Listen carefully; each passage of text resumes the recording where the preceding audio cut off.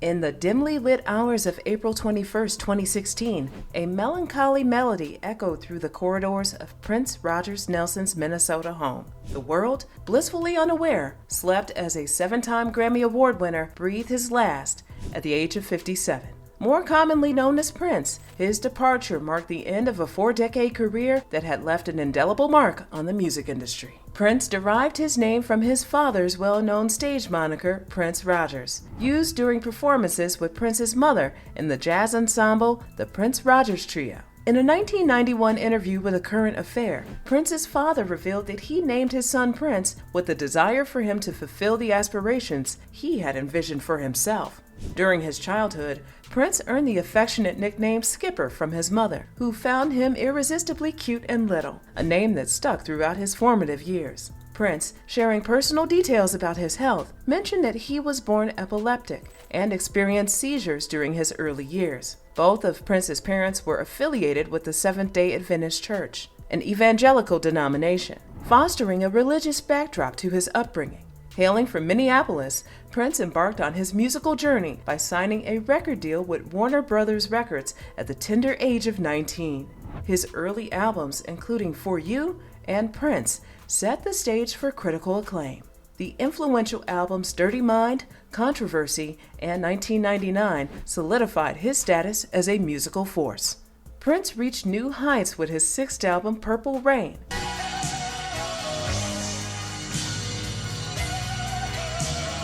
Recorded with his backing band, The Revolution.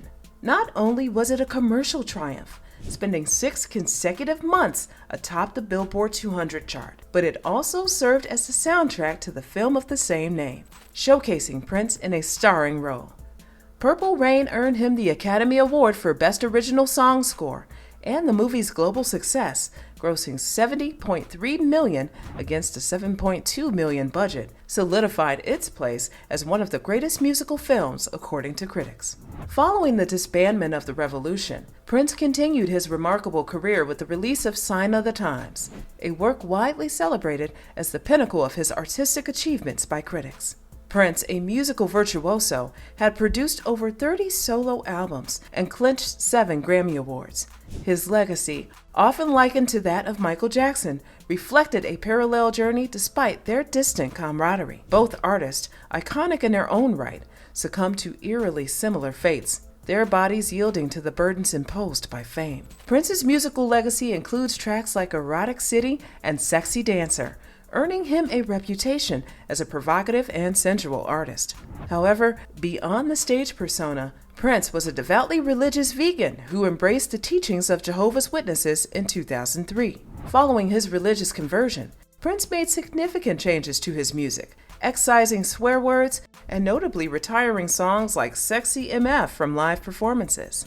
In his recording studio, he implemented a cuss bucket to discourage the use of profanity during creative sessions, showcasing a blend of his spiritual commitment and artistic discipline. The toll of Prince's punishing live performances manifested in damaged hips and ankles, a silent price paid for the mesmerizing spectacle he brought to the stage. In his late 40s, he resorted to a cane, an attempt to counter the wear and tear his body had endured. His refusal of blood transfusions due to his Jehovah's Witness beliefs also meant he didn't undergo indicated hip replacement surgery, likely contributing to his reliance on opioids for pain management and the subsequent psychological dependence leading to addiction. Fast forward to mid-April of 2016, the twilight of Prince's earthly journey. His entourage, including close friend and bodyguard Kirk Johnson and backup vocalist Judith Hill, witnessed an ominous incident on a private jet. As the aircraft hurtled from Atlanta to Minneapolis, Prince's face turned pallid. His eyes rolled, and he lost consciousness, a moment of dread that prompted an emergency landing. The world believed it to be a consequence of the flu, but reality unveiled a darker truth. On the tarmac, paramedics administered Narcan, a powerful antidote for opioid overdoses, revealing Prince's reliance on painkillers. His addiction, born out of the need to numb the pain from relentless performances, mirrored a tragic narrative shared by icons like Michael Jackson and others who fell prey to the allure of prescription drugs. The evidence presented by Mark Metz indicates that Prince believed he was consuming Vicodin rather than fentanyl. It was revealed that Prince had been living with significant pain for an extended period, relying on pain medication for years. Numerous pill bottles, some with mismatched labels, were discovered in his home, and a significant number of pills did not correspond to the labels on the bottles. Notably, Prince did not have prescriptions for Vicodin or fentanyl. Met shared that testing on a sample of the hundreds of pills from Paisley Park confirmed the presence of fentanyl. However, there was no evidence that anyone close to Prince who spent time at Paisley Park was aware of the counterfeit pills.